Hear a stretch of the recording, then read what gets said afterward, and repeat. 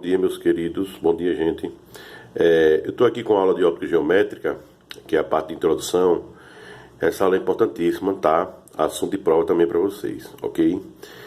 Então vamos falar primeiro de câmara escura, tá? Como é que funciona a câmara escura? Nós temos aqui a câmara, certo? Essa câmera tem um orifíciozinho aqui, por onde os raios de luz eles penetram, tá? Perceba que a formação da imagem do objeto no fundo da câmera ela é invertida, certo? Então essa imagem ela se forma invertida aqui, ó.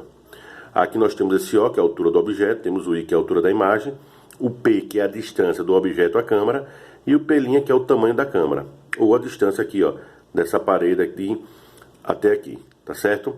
A fórmula que nós vamos usar é essa aqui, ó, I sobre O é igual a P' sobre P. Não tem um menos, tá? Não tem um menos, é só I sobre O igual a P' sobre P, ok?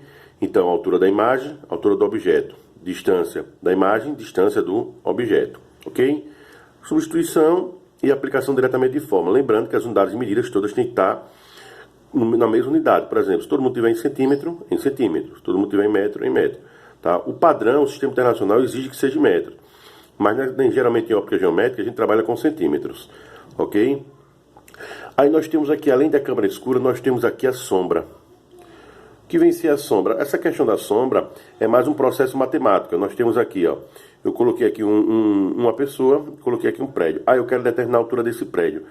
Mas eu preciso medir aqui, usar uma trena? Não. Basta eu pegar aqui a altura desse prédio e ela vai estar para a altura da pessoa. Assim como a sombra no prédio, do chão do prédio, vai estar para a sombra da pessoa.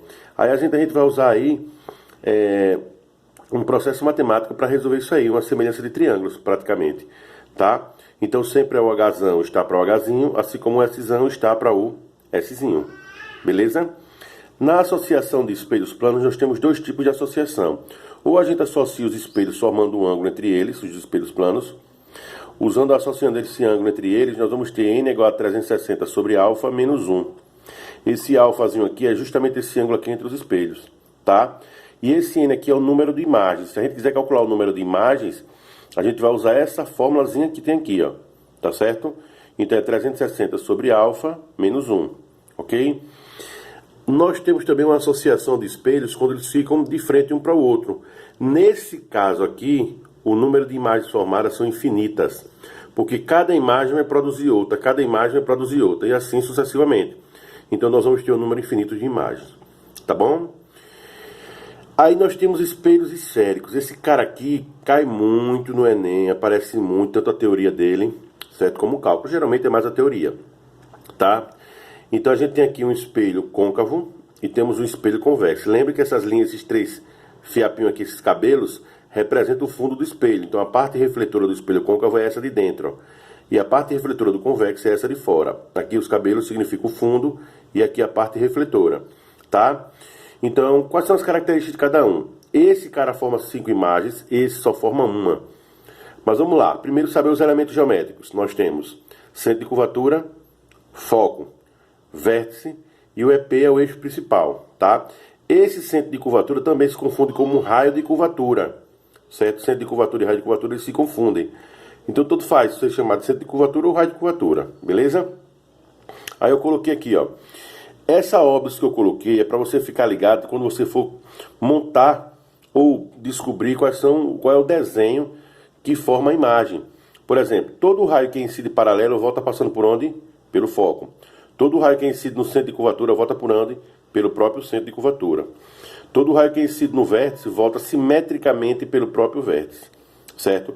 Esses aqui são os princípios básicos dos raios de luz. Então é importante que a gente saiba isso aqui, porque a gente só pode calcular a formação de imagens, o desenho das imagens, se a gente souber esses princípios aqui, tá bom? Aí nós temos formação de imagens. Lembra que eu disse no espelho côncavo nós temos 5 casos. Primeiro caso, objeto colocado antes do centro de curvatura. Aí, ó, toda imagem que incide paralelo volta pelo foco, toda imagem que incide no vértice volta simetricamente pelo próprio vértice. Quando há o cruzamento desses raios aqui, ó, nesse ponto, há a formação da imagem. Toda imagem que se projeta na frente do espelho ela é chamada de real. Toda imagem real ela tem a obrigação de ser o quê? Invertida. Agora, se ela vai ser maior ou menor, vai depender do tamanho do objeto. Veja que o tamanho do objeto, veja o tamanho da imagem. Então, ela é real, invertida e menor. Sempre que o objeto for colocado antes do centro de curvatura, essas são as características da imagem. Se ele for colocado agora no centro de curvatura, veja a mesma coisa. O raio incide paralelo, foco, vértice, volta simetricamente. Se for mão na frente, ela é real. Se ela é real, ela é invertida. E veja que o tamanho da imagem é igual ao objeto. Então a imagem ela é real, invertida e igual. Isso acontece quando o objeto é colocado em cima do centro de curvatura, que é nesse ponto. No terceiro caso, nós temos o objeto colocado entre o centro de curvatura e o foco, entre o C e o F. Tá bom? Tá vendo aqui, ó, C e F. Quando o objeto é colocado aqui, você vê o raio incide, volta pelo foco, incide no vértice, volta simetricamente pelo próprio vértice, tá? Aqui nós temos uma imagem real, invertida e maior. Real porque está na frente do espelho, invertida porque toda imagem real ela é invertida. E de cabeça para baixo aqui, ó, tá vendo? Quando ela está de cabeça para baixo ela é invertida. E maior porque ela se forma, ela é maior do que o objeto, beleza? Objeto colocado no foco. Todo objeto colocado no foco não forma imagem. Por quê? Porque esses raios aqui eles não vão se cruzar. Se eles não se cruzam, não há formação de imagem. Então ela incide paralelo, volta pelo foco, incide pelo vértice, volta simetricamente, mas não há cruzamento como nos outros casos. Tá vendo aqui, ó, como houve cruzamento, aqui houve cruzamento e aqui houve cruzamento. Esse é o único caso que eles não se cruzam, então não há formação de imagem. Então a gente diz que a imagem ela é imprópria. E o último caso é quando o objeto é colocado entre o foco e o vértice. Se liga aqui, ó. O objeto colocado entre o foco e o vértice do espelho, todo o raio que incide pelo centro de curvatura volta por ele mesmo. Aí o prolongamento dele vai aqui para trás do espelho. Ó. Assim como ele incide no vértice, ele volta simetricamente. O prolongamento dele vai para trás do espelho. Nesse prolongamento desses raios aqui, vai haver a formação da imagem. Toda imagem que se forma atrás do espelho, ela é o quê? Ela é virtual. Toda imagem virtual ela tem a obrigação de ser direita. E ela é maior porque você está vendo que ela realmente é maior do que o objeto. Tá? Aqui faltou os três cabelinhos, vamos colocar aqui, ó. Tá? Lembre-se, aqui faltou o vértice, né? Mas sem problema. Ok? Equações, lindos. As equações são essas. 1 sobre F é igual a 1 sobre P mais 1 sobre P'. Equação de Gauss. Tá? Aqui a gente tem 1I sobre O é igual a menos P' sobre P. Certo? A é igual a I sobre O. E o A é igual a menos P' sobre P. Lembrando que P é a distância do objeto, P' da imagem. I é a altura da imagem, O a altura do objeto.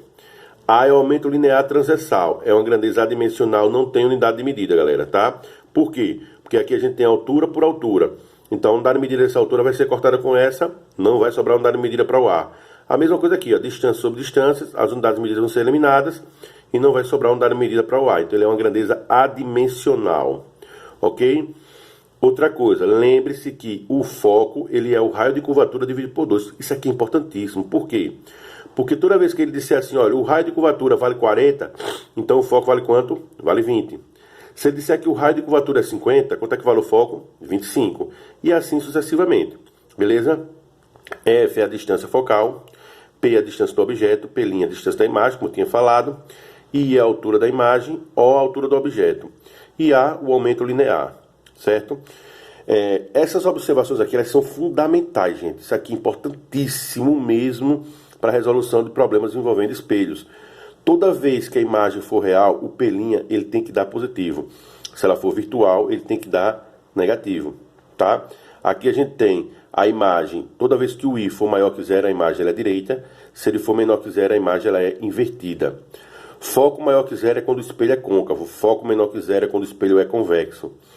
A maior que zero é a imagem direita, A menor que zero é a imagem invertida. Por que isso aqui é importante? Porque em uma questão, se ele disser o seguinte, olha, a imagem ela é 3 vezes maior que o objeto invertida. Se ela é invertida, você tem que colocar esse I aqui, ó, negativo. Ele não pode ficar positivo na questão, você tem que colocar ele negativo. Se ele disser que a imagem é virtual, esse P' aqui tem que ser negativo. E assim vai, você tem que pegar esses detalhes aqui, ó, baseado nisso, é que você vai trabalhar com as suas questões. Então tem o máximo de cuidado com isso aqui. Eu coloquei uma observação aqui no final dizendo que o espelho convexo ele só forma a imagem virtual direita e menor. Cuidado para não confundir com essa daqui, ó. Virtual direita e maior aqui. A do espelho convexo ela é virtual, tá?